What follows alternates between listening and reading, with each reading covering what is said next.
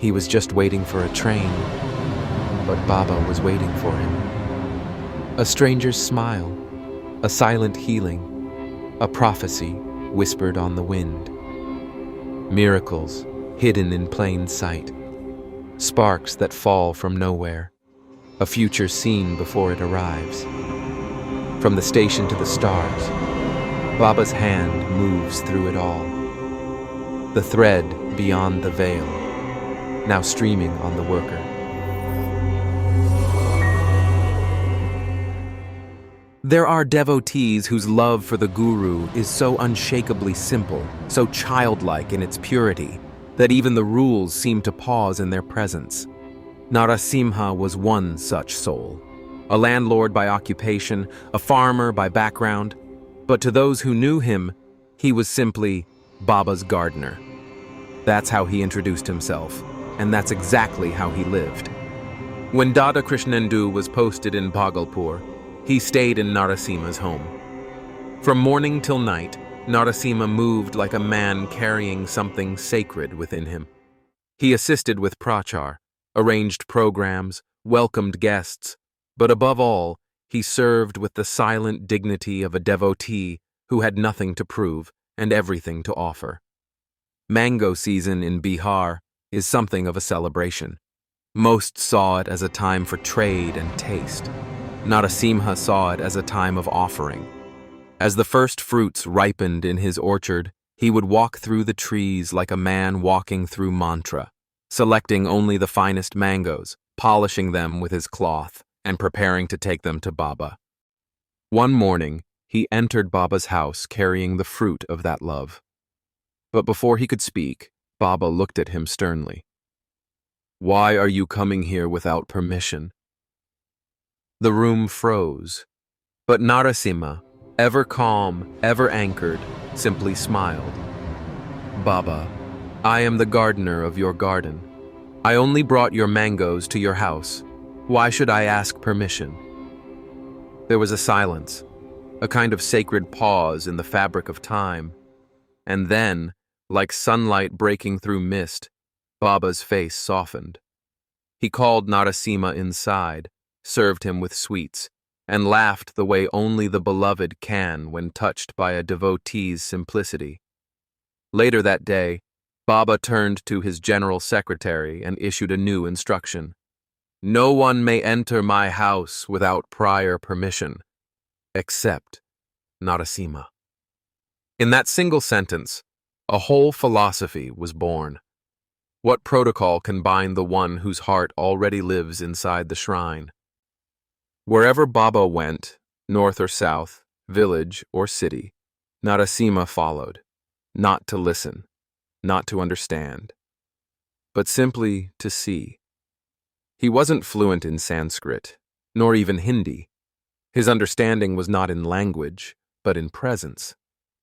Before one of Baba's DMC programs in Bangalore, an educated Acharya warned him, "Baba will be speaking in English. You won't understand anything. Maybe this time, you don't need to go." Narasimha smiled as though the question missed something essential. "Dada, what to speak of English? I don't even know my own mother tongue. I go not to understand. I go to see Baba." That answer, so quiet, so simple, was a thunderbolt. It reminded Dada Krishnendu that real devotion is not a mental exercise. It is a movement of the soul toward its source. One evening, under the soft hush of dusk at the tiger's grave, Baba was in a storytelling mood. The trees stood like silent witnesses, and the earth itself seemed to listen. Baba looked around and said with a smile, "Shall I tell you 2 stories from my life?" He didn't need permission to begin. The moment had already asked for it. "The first," Baba said, "was from my college days at Vidyasagar College. I had returned to Jamalpur during winter holidays. One day, I was sitting outside reading, soaking in the sun, when 2 village women approached and placed sweets in front of me. Then they stepped back and just stood there, watching." Baba paused. his voice carrying the rhythm of memory. I called them again and again. Finally, they came forward and said, "Baba, we are of a lower caste. How can we come near you?" I held their hands and made them sit beside me. I ate the sweets they brought and told them, "You are not less than anyone, and if you need help to educate your children, I will help." A breeze moved through the gathering, as if even the wind wanted to carry those words farther.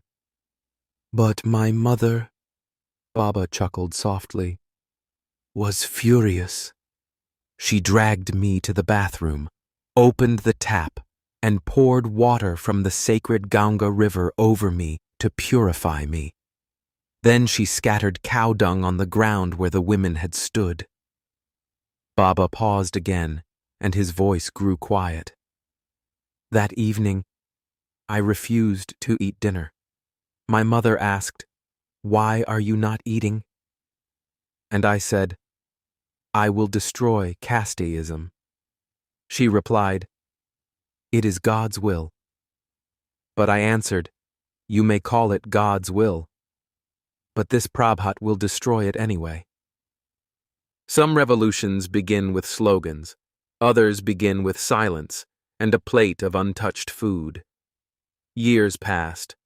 Ananda Marga had formed.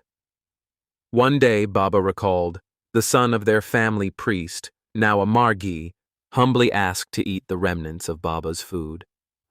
Baba handed him the plate, and the boy ate with reverence. Then Baba turned to his mother. "Ma," he said, "your priest's son is eating food touched by my lips." His mother looked at the boy, then back at Baba, and nodded. "Yes, Prabhat, you are right.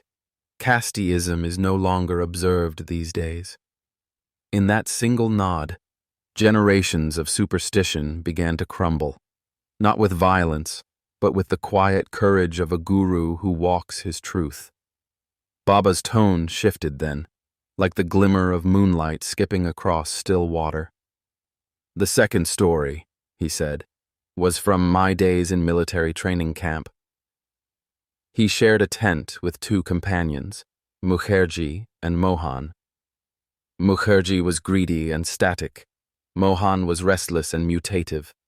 I was sentient, Baba added with a twinkle in his eye.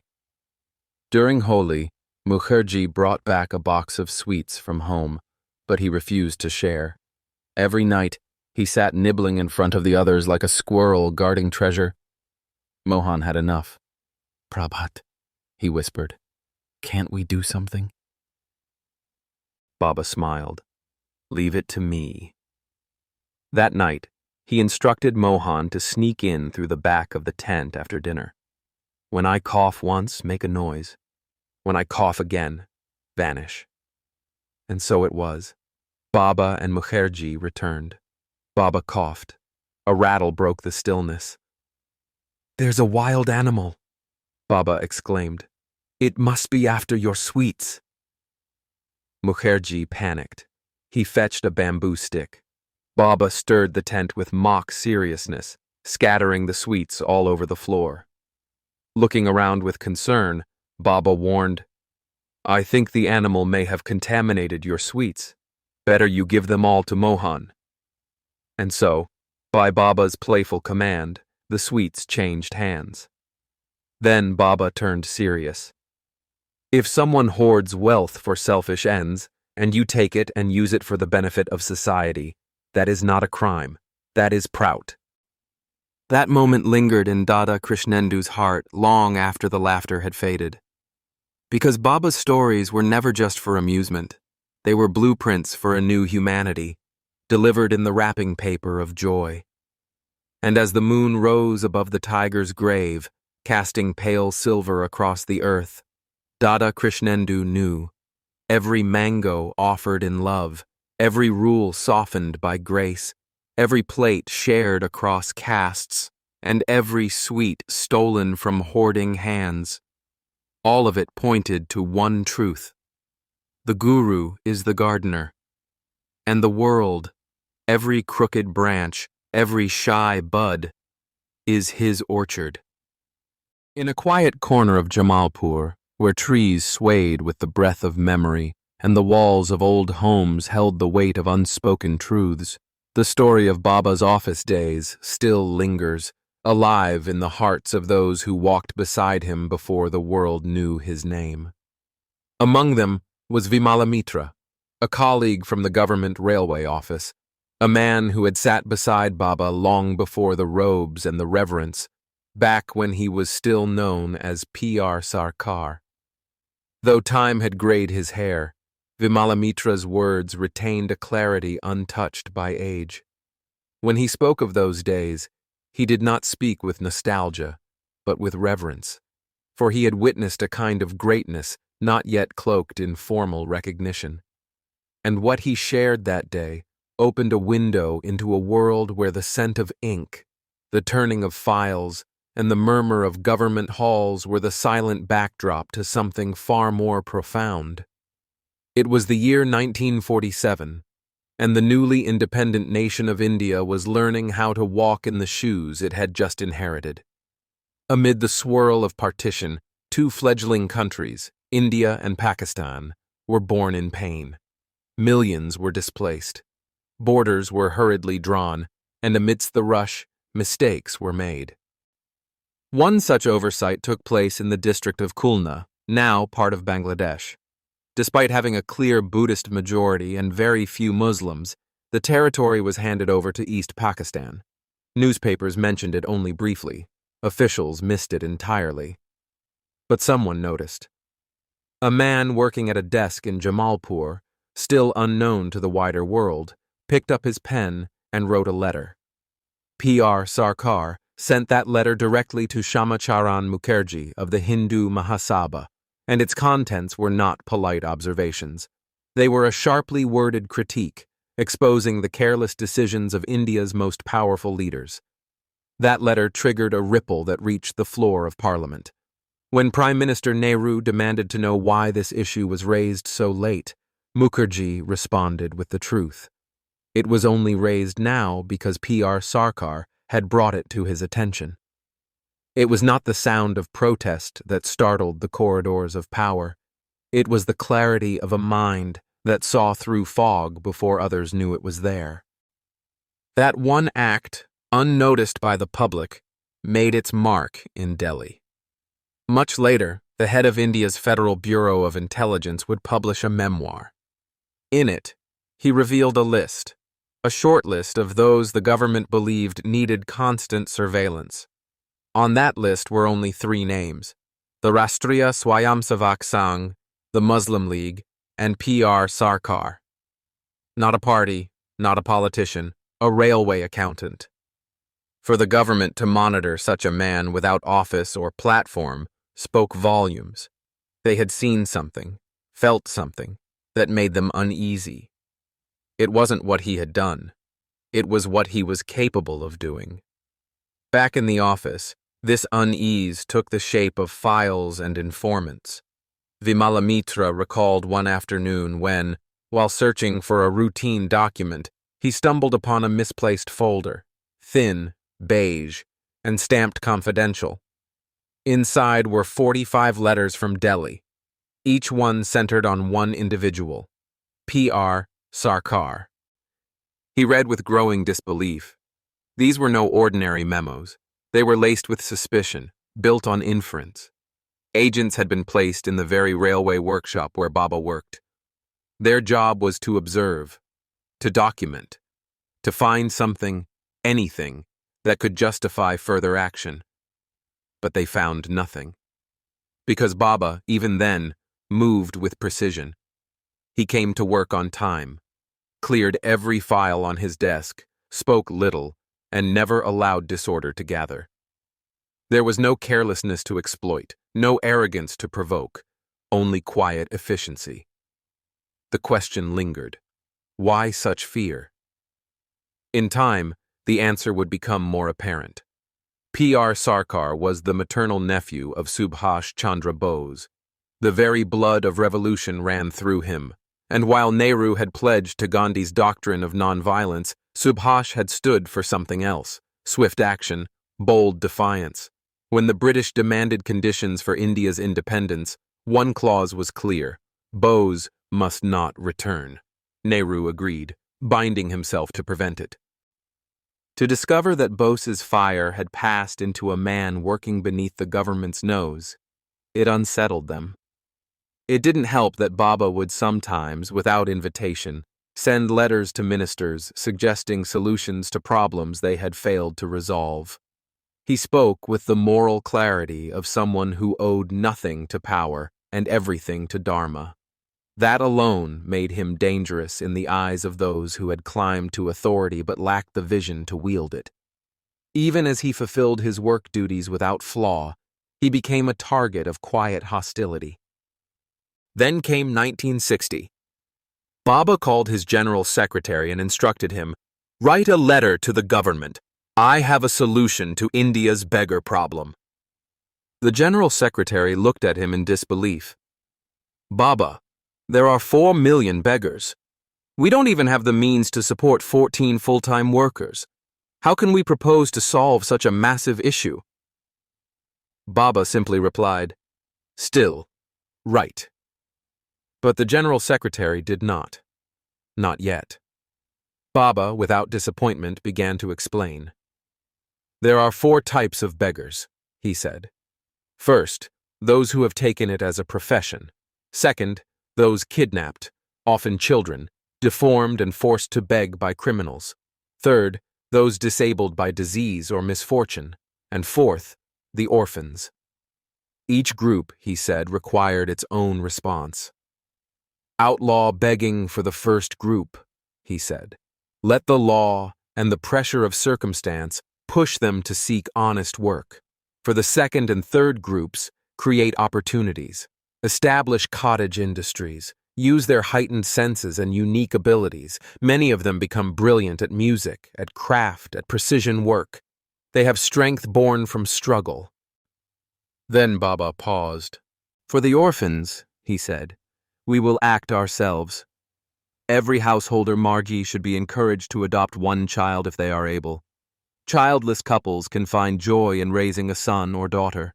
We will educate them in our schools, and one day they will become not beggars, but builders of a new world." The general secretary was moved. He sent the letter. No reply came. 15 days passed. Baba said, "Write again," and again. Still no answer. The silence was deafening. Whether born of pride or fear, it meant the government never received what could have been a turning point in social reform. Even now, that silence echoes through the crowded streets of India, where children still stretch out hands for coins instead of books, and the plan once offered sits folded in a drawer no one opened. Baba was not just a visionary. He was a man of profound discipline. Every day, he arrived at the office on time. There was never a pending file. And each morning, before he entered, someone placed a single rose on his desk. It was not part of any ritual. It was just understood. If a stranger ever asked which seat belonged to P.R. Sarkar, someone would always answer, "The one with the rose." His desk was not just a workstation. It was an altar to order, to clarity, to sacred work. After lunch each day, he would host a short discussion with colleagues. For 30 minutes, the room would fill not with gossip, but with inquiry. Baba would speak on philosophy, on economics, on practical social upliftment. And people listened, not because they were told to, but because something in his voice made them want to. But authority is often threatened by wisdom. And so, one day, a notice came down from a superior officer. "Why are you misusing your time during office hours?" Baba read the note in silence. Then, he replied, not with protest, but with purpose. "I am not misusing time. I am utilizing it in the most beneficial way, by guiding my fellow workers and pointing out defects and solutions for the welfare of the company." That letter was never forgotten, not by those who worked with him, not by those who tried to suppress him.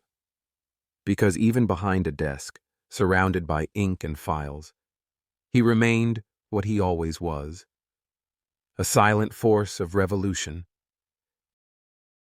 The bench at Sekapura railway station was cool beneath him, the wood worn smooth by years of quiet waiting. Dada Krishnendu sat with a fistful of roasted peanuts, the afternoon heat clinging to his skin like a slow whisper. There was nothing extraordinary in that moment, until the boy arrived. He came silently, as if guided by a compass not seen by ordinary eyes, and sat so close beside Dada Krishnendu that it felt as though they had been walking together for lifetimes. There was no introduction, no hesitation, just an instinctual familiarity, like an echo returning to its source. Dada Krishnendu offered him some peanuts. The boy accepted with a quiet smile. "Where is your home?" Dada Krishnendu asked. "The whole universe is my home," the boy answered simply. That reply didn't startle him. It stirred something deeper. For what else could a truly awakened soul say? When one's mind expands beyond boundaries, beyond caste, beyond religion, and even geography, every street becomes sacred, every direction a path toward the divine. "And where are you going?" Dada Krishnendu asked. The boy looked east, eyes wide with longing. "To the Himalayas. I want to search for God."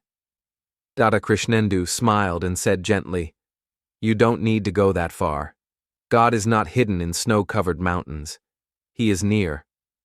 There was no argument, only calm agreement. When the train arrived, they boarded together. Between the rhythm of wheels and the rustling of wind, Dada Krishnendu gave him the address of the Ananda Marga office in Jamalpur. "Go there," he said. "God is in human form there." They parted ways at the interchange station, and the boy disappeared into the crowd like mist slipping through trees. The next day, as Dada Krishnendu approached the Jagriti gate, he saw the boy standing there, beaming. "I saw God," he said. "I received initiation yesterday. I even had personal contact." His voice was not excited, it was certain. He added, "I want to take whole-timer training in Benares." Within days, he was granted Avadhutaship.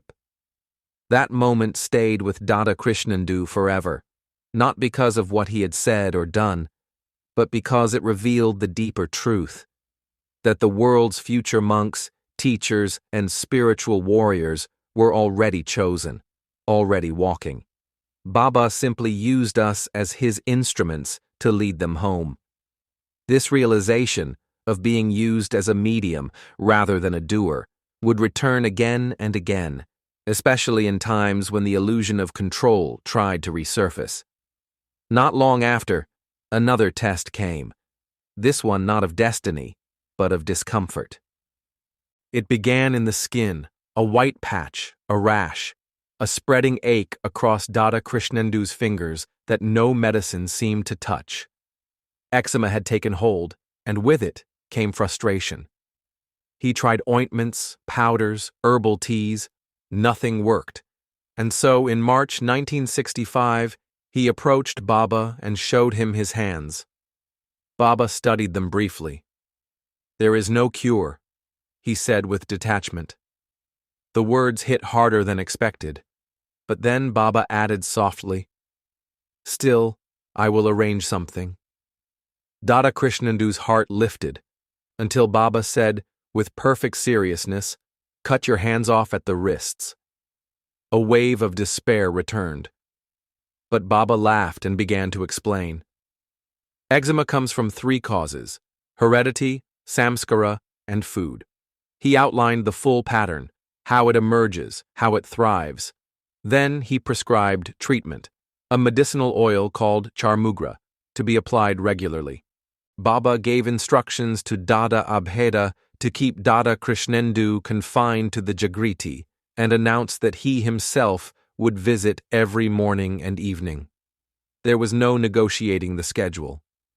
Dada Krishnendu may have slipped out during the day, but by 8:30 a.m. and 5:30 p.m., he stood at attention, awaiting Baba's visit.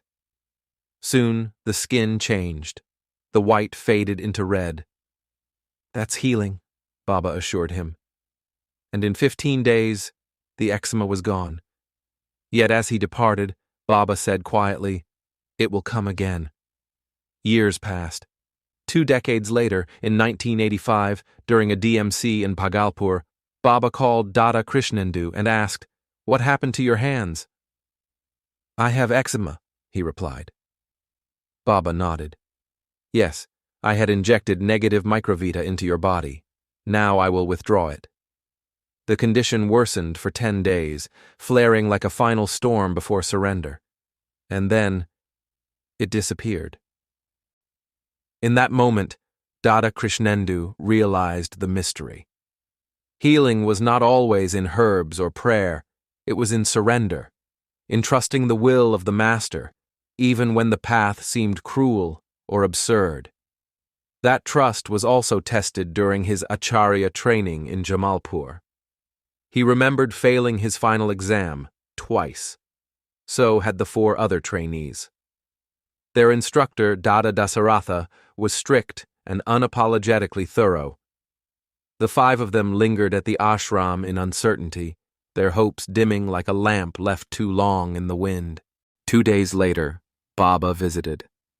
Only 7 people were present: Baba, Dada Dasaratha, and the 5 trainees. "Why haven't you left for Prachar?" Baba asked casually. "We failed the exam," someone murmured. Baba glanced at Dada Dasaratha with amusement. "He's such a strict teacher. Even if I took his exam, I might fail." Laughter rippled through the courtyard. Then Baba asked a few questions, basic ones. This time, they all answered correctly. After a few moments, Baba walked off toward his residence. As his footsteps faded, Dada Dasaratha looked at the group and asked, "Why couldn't you answer these same questions when I asked them?"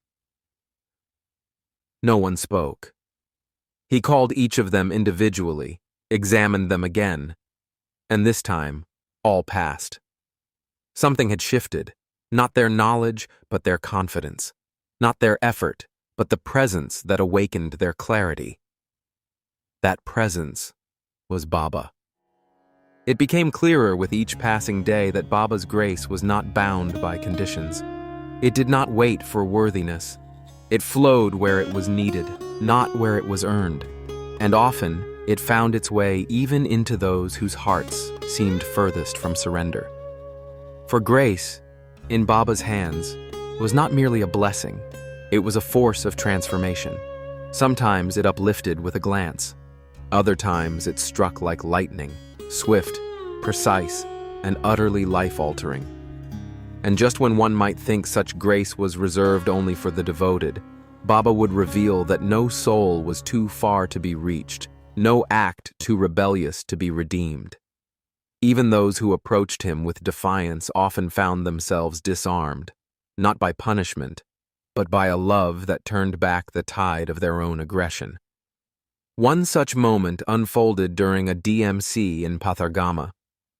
An Arya Samaji named Bhagavan tried to enter the pandal without a gate pass. When the VSS guard stopped him, he grew furious. Grabbing a stone, he threw it into the tent. It struck a Margi, drawing blood. Panic swept the gathering. Bhagavan turned to flee. But the unseen hand of the cosmic director had already written a different script for him. Sparks, real, crackling, inexplicable, fell around him, blocking his escape like fireflies of fate. There were no wires, no torches, no source, only a circle of divine intervention. Baba, calm as the center of a storm, said, "Relax. He cannot run away. One day, he will become a staunch Ananda Margi." And indeed, in time, Bhagavan was not only initiated, he became a teacher, a leader, a vessel of the very Dharma he once rejected. It was these moments, so full of paradox, so bursting with Baba's unseen orchestration, that reminded Dada Krishnendu that what Baba touched never remained the same. Not hearts, not destinies, not even passing conversations. And it was perhaps that memory that returned to him years later, when another of Baba's promises unfolded before his eyes. He remembered a quiet day in the fields near Jamalpur. No crowds, no fanfare, just Baba, walking in simple grace, when a devotee arrived with news. The very first Ananda Marga school had opened in Darbhanga. Baba had smiled and said, "One day, our schools will be established all over the world." Dada Krishnendu had laughed, not from doubt, but from the sheer impossibility of it. "Baba," he said, "we only have 40 workers." But Baba didn't laugh. He only said, "It's not a joke. That time will come." And then the field fell silent. The words settled like seeds in the soil of time. Decades later, when Dada Krishnendu was posted in the Manila sector, those seeds had sprouted. In town after town, village after village, he saw them. Ananda Marga schools, quietly thriving. The same orange flags, the same guiding ideals, the same spirit. He had laughed once. Now, he simply bowed inwardly. Because Baba had not spoken in hope. He had spoken in certainty. And the future had obeyed. If this story touched your heart, please consider subscribing to the Worker channel. Each video is created as a sacred offering, to inspire, to remember, and to walk the path together. You can support this journey simply by clicking like, sharing it with someone who may need it, or leaving a comment below. Every action helps spread Baba's light to corners still waiting to be reached. Thank you for being part of this unfolding prachar. Babanam Kevalam. Love is all there is.